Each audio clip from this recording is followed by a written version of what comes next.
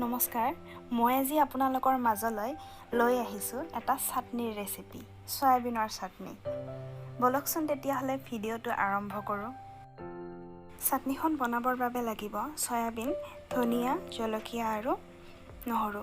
সয়াবিনখিনি মই আগতে পানীত তিয়াই থৈ পানীখিনি চেপি উলিয়াই লৈছোঁ।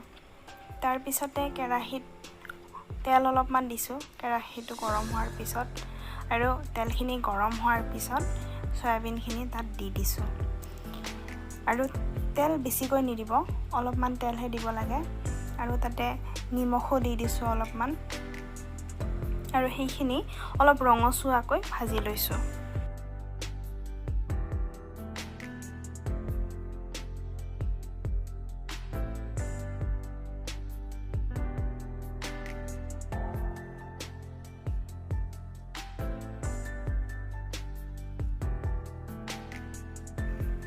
সয়াবিনখিনি মই অলপ ৰঙচুৱা হোৱাকৈ এনেকৈ ভাজি লৈছোঁ।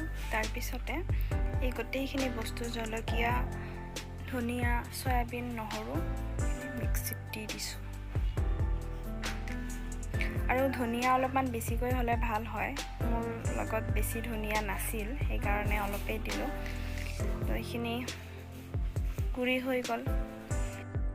এয়া সয়াবিনৰ চাটনি ৰেডি হৈ গ'ল। ভিডিঅ'টো শেষলৈকে চোৱাৰ বাবে সকলোকে ধন্যবাদ জনাইছোঁ।